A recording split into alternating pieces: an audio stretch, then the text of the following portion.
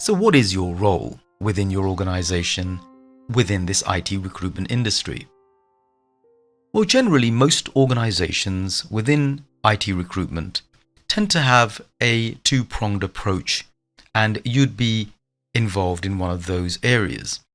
Either you're searching for the perfect candidates, or you're client-facing and you're actually opening up new jobs so that you can match candidates to them.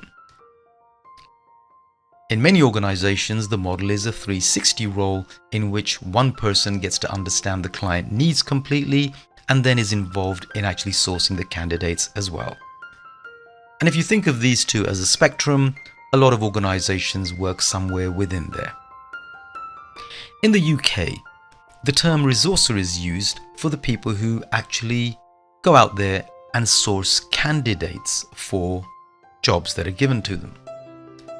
So here's a diagram that explains clearly what the strategy should be, or the key components of that particular role.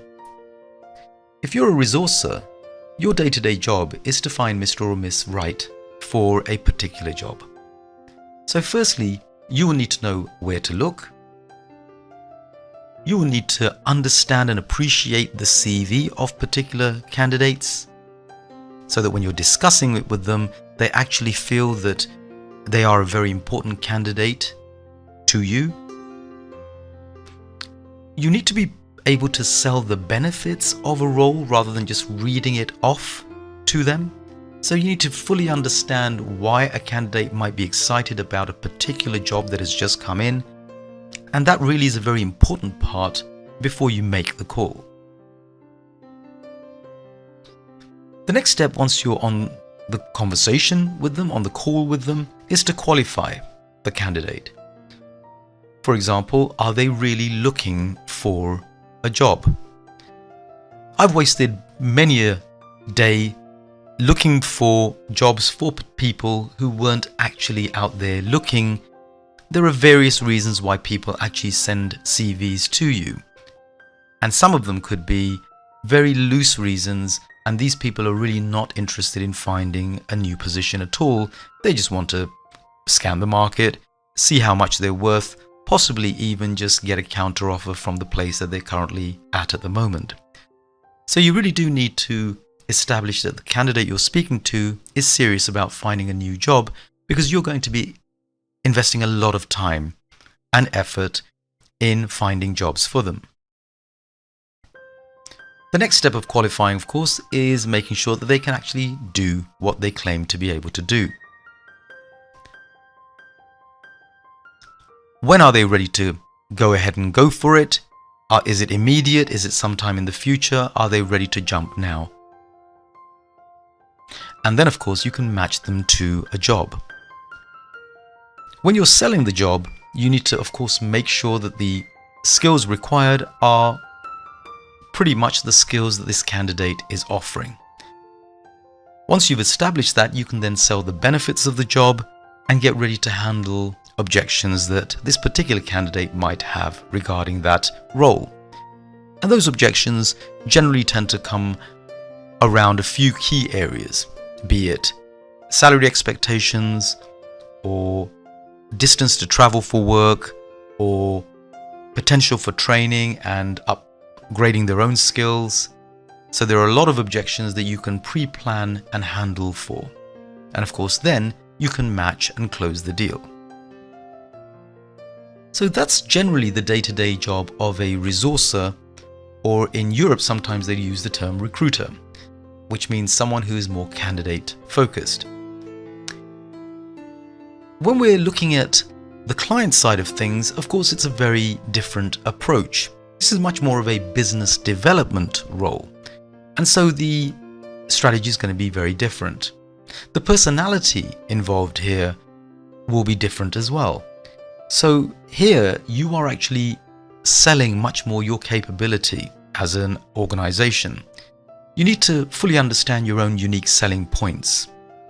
As I mentioned earlier, you need to understand what this company is all about, why they are important within their sector, and various other things such as their competition and what sort of technologies they're excited about at the moment. You need to have done your homework before you make the call so that you're fully prepared. Then it's a matter of building a relationship. You need to ask questions. You need to be very good at questioning skills and have a good understanding of all the different types of questioning, such as open and closed questioning, and you get them to clarify. And then after that, you make sure that you have certain skills that you can assure them with in terms of getting them to realize that you are a good match in terms of being able to resource for their jobs.